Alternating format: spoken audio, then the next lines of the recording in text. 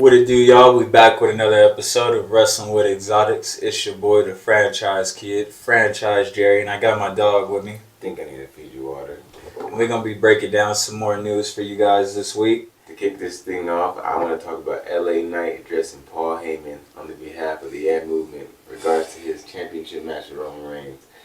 Now, a lot of people have been wondering, is LA Knight ready for this moment? And I feel like this moment is perfect for him because he doesn't have to win. No one's looking at it, he's going to win. But it's the believability factor with him cutting these promos with Paul Heyman. He's holding his own and being entertaining in the world, and then just seeing the whole crowd hanging on to every word. He's in the right moment to where he needs to be. Like, this is just a stepping stone. I feel like it's kind of like it's gonna be hard to see like where he goes after he loses though, because I want to know if is Roman gonna cheat to win or is Roman gonna beat him clean. If Roman beats him clean, this might take LA Knight down a couple notches. But if Roman cheats to beat him, it'll keep him at where he is. He's gonna cheat to beat him, bro. Because Roman has a factor where it's inevitable. It's inevitable when you fight him that you're not gonna win. That he's going to beat you somehow. So what I see from him, at the same time too, that's also a knock on Roman Reigns' title reign, because like, why you gotta cheat to win, bro? And you over here trying to call yourself the GOAT. The reason why John Cena is the greatest of all time, and WWE don't mind mentioning it while John Cena is on that show with Roman Reigns, is because John Cena never cheated during any of his world title matches. He did when he was United States champion for the first time, but that was because of that gimmick. But after John Cena transitioned from that into getting the world title for the very first time, after that world title, bro, he's never cheated to win any of his matches. And, well, let Batista tell it. That nigga cheated when he tied his feet to the ring post and he couldn't get back up. But that's the only time you can possibly say John Cena cheated. And it was all fair because it was a last man standing match. So he still ain't cheat. But that's what I'm saying on Roman Reigns, though. Like, come on, man. This is an up-and-comer in LA Knight. Like, somebody that should be easy, and he's old and shit. Like, come on now. You should be able to wax him and get it on out of here. You know what I mean? So, yeah, I don't think Roman need to cheat to win, bro. But I know he probably will. And it'll probably be Solo coming out there to help him do so. And then I still know whose game it is. Because, I'm wearing this shirt. I'm just, I'm like Mace. I'm with the home team from Town. I know the winners when I see them. When the niggas don't know the winners, I know they gonna do something. I mean, hey, LA Knight's won titles other places, but he just hasn't done it on this stage. He's about to though, and I just think this is you can only go from up once you lose to the Tribal Chief, and it's been proven time and time again. Seth Rollins, Kevin Owens, Sami Zayn, anybody who's lost to Roman in the last year to 6 months, they've all got championships because you couldn't beat Roman. So that just tells me this program is setting LA up for that U.S. title reign. That's a fact. And speaking of the Bloodline, Jimmy versus Jey Uso is definitely on the rise. We're seeing the brothers turn on each other more and more each week. Jimmy just cost Jey the World Tag Team Championships, and Jey just helped John Cena beat up Jimmy in Solo. So what I'm hypothesizing is that we're going to pretty much get Jey versus Jimmy, and I don't think that this needs to be a match that we wait until WrestleMania to see.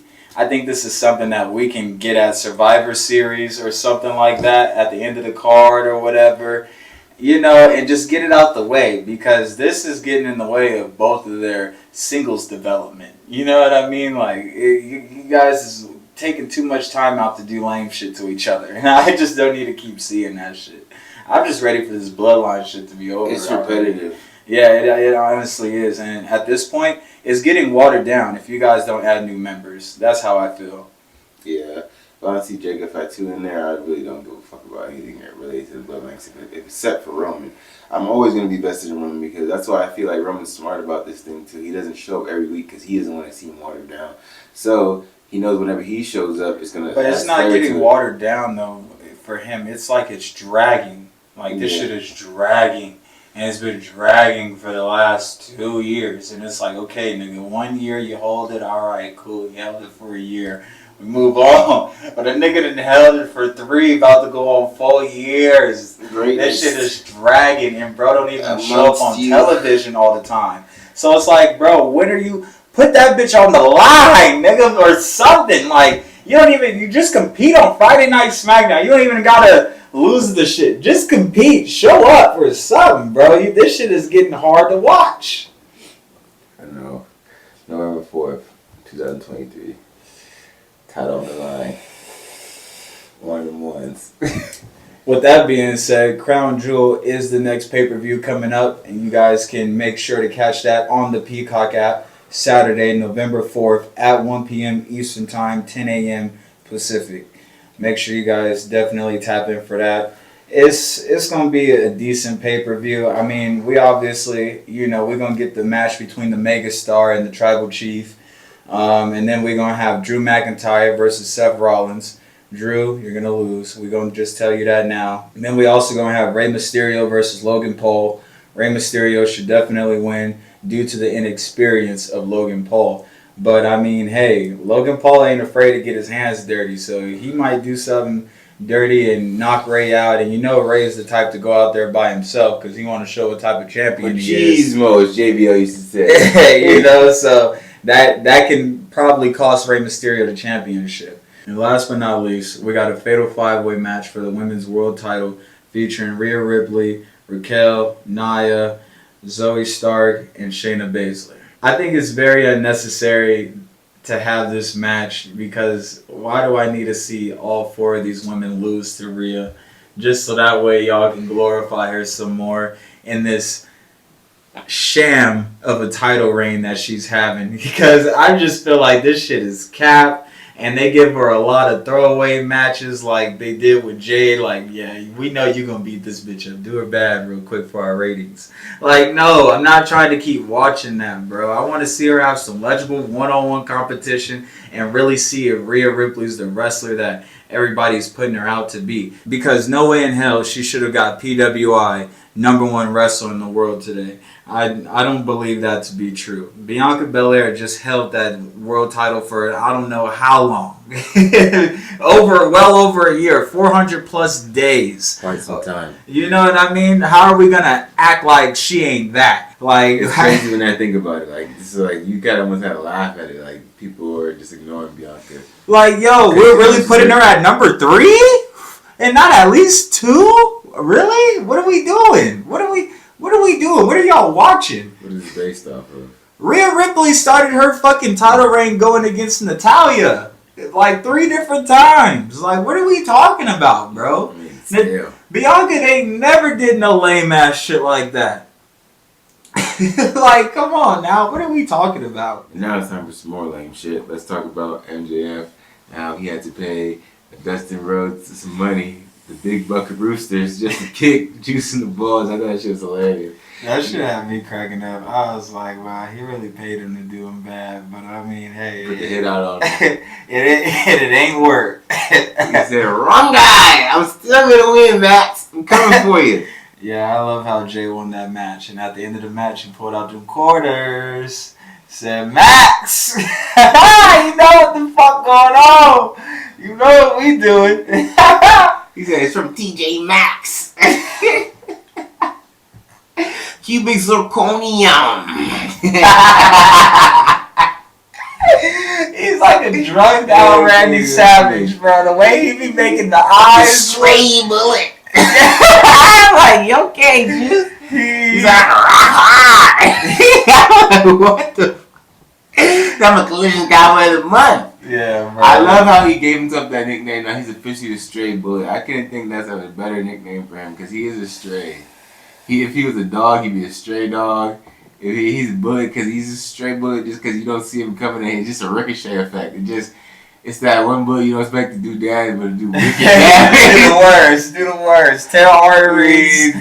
Might almost kill you. Make you think life differently. You're like, oh, damn. Why the fuck with that? I'm just going to go ahead and predict right now that MJF is going to have nothing by the end of this.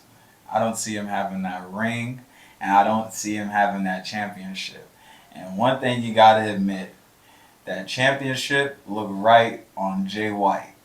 Pause. Because it just fits him. It looks like, yeah, this is the AEW champion. I can respect this. This is how it's supposed to be. Not no nigga getting into his own and you know, adding a little bit more wrestling moves each match and just trying to, you know, climb up and play with the people and shit. No, he not doing all that. Jay White, as soon as the bell ring, he whooped that ass and he get out. His match with Pentagon Jr., loved it. And you know Pentagon, that's my dog. That's my dog for real. But, hey, even Pentagon had to post the highlights of Jay White whooping his ass, bro. And he ain't hold back. And the highlights was dope. He put a nice-ass song behind it and everything. But that's what I'm saying, bro. Everybody can respect them. I can respect them. I'm down with this. So, it's not looking too good for your boy Max, man. Jay is over here repping that shit like, yo, we're good without you. We're good without you. Max, I just need you to pull through for me like you always do. Show these people why I believe in you and why you're the #1 wrestler in the world right now, in my eyes. Because you're young and you got the capability to keep improving. All these people are older than you, but you're still in their class. You're still in their jurisdiction of people comparing you to them or acting like acting as if you're just not there yet, but you're already there because you're in the comparison. You're in that realm. Why do they want to see you have these dream matches with these people? Because they really want to see how good you are, because they know you're good, but they just don't think you're that good. But I know he has the capability to be that. So I'm hyped to see him go against Jay White. There's just been a lot of cap in his title reign, though. Like that's where entertainment side that he's captured and he's bringing to AEW. The nigga can really wrestle, so I'm glad someone like Jay White is challenging him. So he's not going to be You think Jay White's going to let him get away with just not technically wrestling? Who does Jay White wrestle that he doesn't force him to technically wrestle? So this is why I'm glad that he's fighting someone like this, because Max already started this whole thing off saying you're on my level, and I don't think you're like that. So basically he's saying how everyone sees him, he said that to Jay. Everybody gives Jay that respect and prestige. Max is going to give him none of that. So Max is low-key going to, if he beats Jay, he's going to earn his respect. Because he told him flat out, he came at Switchblade how Switchblade comes at everybody else. Yeah, Switchblade told him too, like, I don't see the hype and all that. But at the same time, you have to say that. Because you know how Max is. And he can hype himself up already. So you got to tone him down a little bit just so you can know, okay, I'm at eye level with him. He knows I'm serious about this shit. And now you got his attention. So he been playing around with Max, having his championship and doing all this shit. So I really can't wait for this match to see how it plays out. November 4th. Maxwell Jacob Freeman will be the longest reigning AEW champion, eclipsing the former longest reigning champion, Kenny Omega. And I like how Max shook his hand and whispered in that nigga ear and pause, and he was all like, 13 days, bitch. And I'm like, yeah, 13 days of cap, but that's okay. Kenny, you're just going to have to take that one on the chin and just know you're going to get it again. So it's all good. And your shit was more legible than his, so it's all cool. But with that being said, that's lined up perfectly for Jay White to take that from him at Full Gear. So I can't wait to see that. Honestly, it'd be cool, but nah, I want to see Max retain again. Just one more stamp of the month after. Don't have no foo-foo couple days reign like after the longest reigning. I need him to stamp that shit. I like to see the title change as often as we've seen that international championship change. Like, I know Orange Cassidy just held that shit for like the better part of a year. But before that, like, we were seeing like a bunch of different champions. And then even when he dropped the belt, we've seen like 3 different champions real quick. And then he picked it up again. Yeah. You know what I mean? I just like seeing that. Like, okay, cool. Like, everybody's getting stamped and getting a chance to touch it, but these are people that are deserving, and it makes sense too. Yeah. You know what I mean? If it didn't make sense, then I'd be like, what the fuck is going on? This ain't the 24-hour championship. Like, how is there another championship there's 2 champions before the show ends? I got a question for you though, bro. Will Sami Zayn ever become a world champion? And I asked that because we just heard his babyface promo basically explaining why he's about to have a successful singles run. And I don't think his run will be successful without championship gold, which he hasn't had in a very long time. And that was the whole reason for him to join the Bloodline, was so that way he can get gold and finesse his way back into the Intercontinental Championship picture. But he lost sight of that, dick riding for Roman and all of them, trying to be cool. And I don't know why he went that route, but now you got to rebuild yourself and bring it all the way back together because, you know, we still remember that loss from Johnny Knoxville at fucking WrestleMania. It wasn't the same type of loss that Damian Priest suffered to Bad Bunny. And Bad Bunny was more credible than Johnny Knoxville. You know what I mean? Like, in a mousetrap. right. So that's why everybody can still be like, yeah, Damian Priest is that. But they looking at you like, yeah, you're a joke and just cool to get over, but not really a championship worthy type of guy. What do you think? I think everything you said is true, but I just feel like Sammy's proven that he can carry the company. He can be a somewhat of a draw when you need a good guy role to overcome a big force. And seeing how they get rid of people like Dolph Ziggler, perfect. Sammy's the perfect upgrade. That's not a Dolph Ziggler, real legible competitor, respect on the indie scene and the WWE scene. Has an international appeal, and at the same time, every time Sammy gets on a microphone, he makes you feel positive for him. Me personally, though, I like Sammy better as a heel. I feel like he'll succeed. He's funnier as a heel. Yeah, and he's funnier. Like when he had that Intercontinental Championship run, that last one that he had, the petitions and shit. It was hilarious, bro. He was getting people to actually sign the shit, and like this man was doing some Chris Jericho type of shit, like harassing people backstage, and man, Sammy's great like that. So if he was a heel, I could see it more clearly, him being a world champion.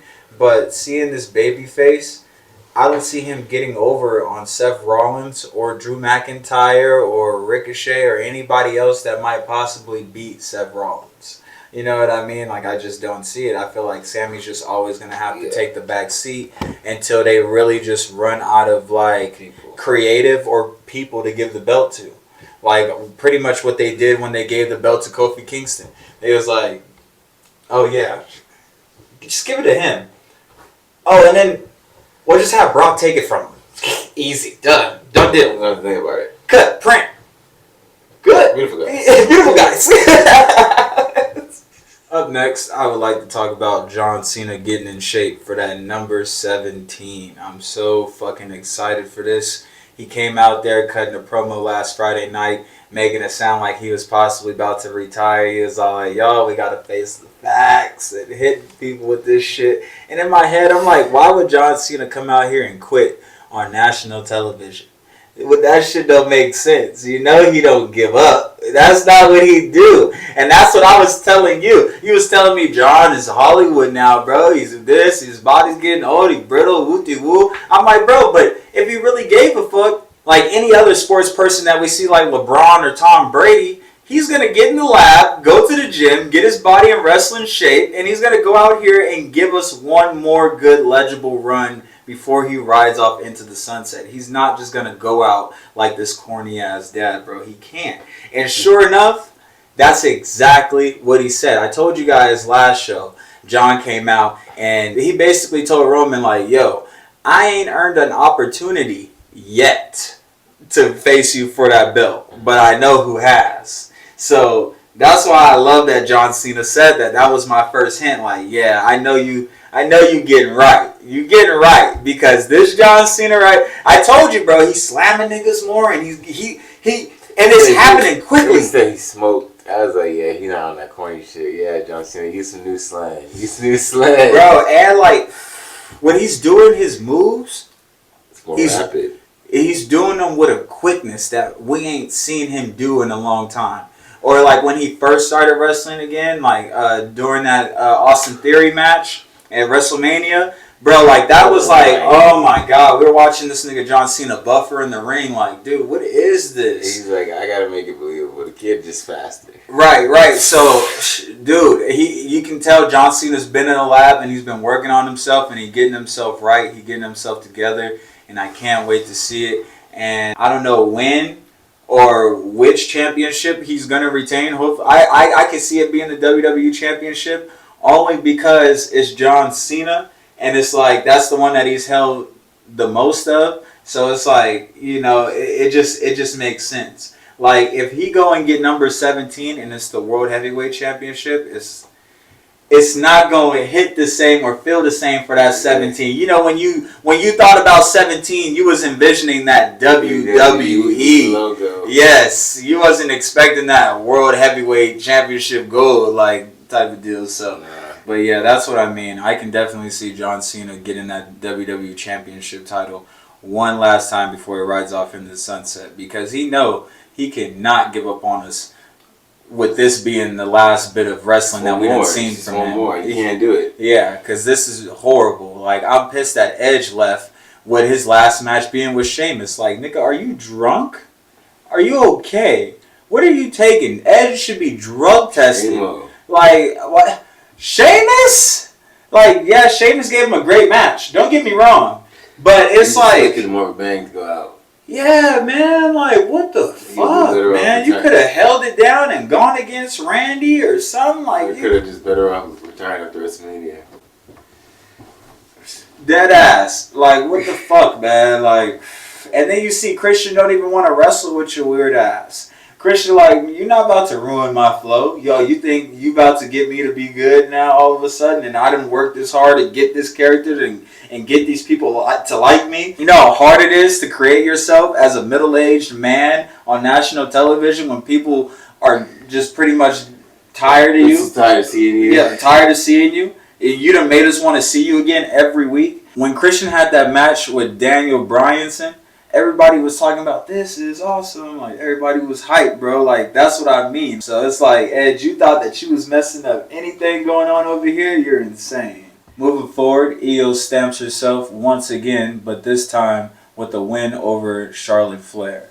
I thought it was actually a great match, and I enjoyed the competition between them. Me personally, I think Io could have beat Charlotte Flair on her own. I don't think that she needed Damage Control's help. But, I mean, a win is a win.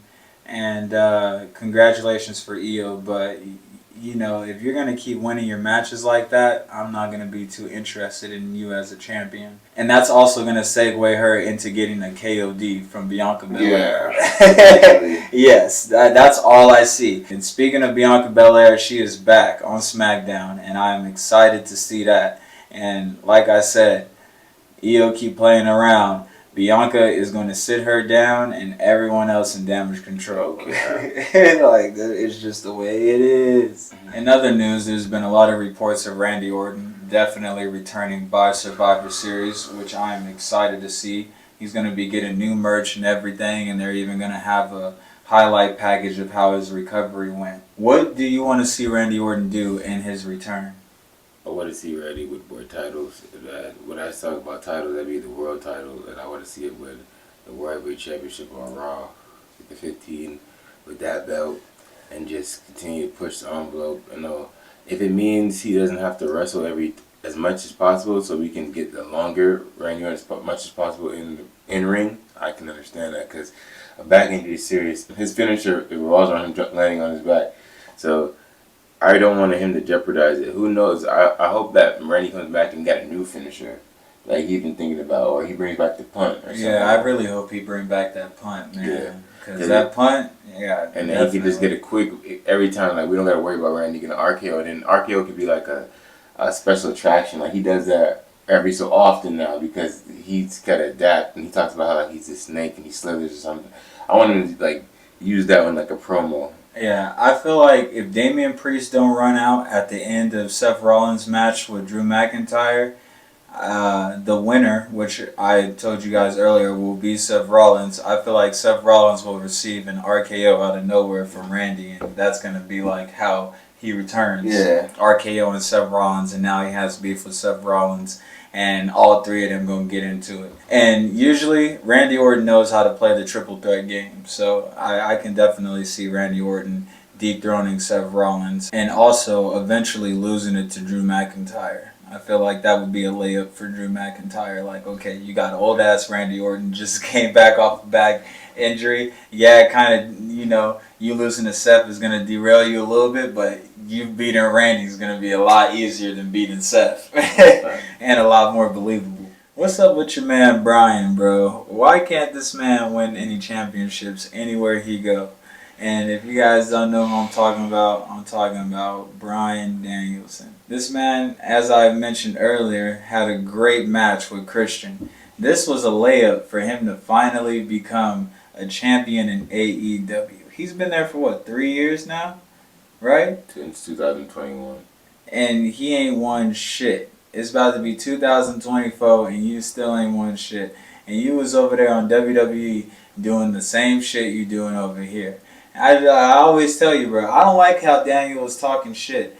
and still can't win a match over here to get a championship. Like, what's up with that, dude? What do you think about that? I just think he's at that point where he enjoys just getting beat up and having a hard wrestling match. It's not scripted. He's like, as long as I technically wrestled you, nigga, it's cool. Yeah, as long as it's not scripted, like the actual bout itself, he's hyped on. That's why I feel like he's talked shit about WWE, because they wouldn't let him do half of the actual technical moves he knows how to do. I'm like, but bro, he definitely needs to win some championship. He can't be called the best in the world. Like, why are you being called the best in the world when I can clearly name like 3 better than you? Like, this makes people tap out. That's it. Like, come on, man. Like, I'm not feeling that shit. They gotta stop calling him that because he ain't won. When was the last time Danielson won a championship? Can you tell me? 2018. Okay, cool. I knew that. All right, cool. Because I literally said that to myself earlier. I think it's been since 2018. Last time this man won a match was around the same time John Cena won his last match on WWE television. Absolutely. So, which has been a very long ass time. So it's like, come on, man. You need to get your shit together over there, brother. Come on, D. Bryan.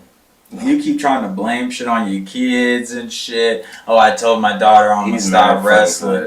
And like, he keep always bringing your daughters into this shit. I told you on that one podcast, I hate him doing that. Don't bring your kids into your poor decision making. Yeah. Okay, because you over here saying that is not helping anybody. It's not. It's looking like an out, and you literally about to be like the Charles Barkley of wrestling. You were so good, but never won enough championships. I mean, at least you won some before, but like unlike Charles. But it's just like you lose so much, and you've been losing. Made me forget about it. Yeah, you made me forget about it. I don't even feel like you won anything. Like, that's how long it's been. So, especially now on AEW. Yeah. And this has been another episode of Wrestling with the Exotics, the greatest wrestling podcast on YouTube. We appreciate everybody out there for tuning in. Make sure you guys also like, comment, and subscribe on this shit, man. Tell your friends about it. And at the same time, go check out our shop at pcfshop.myshopify.com.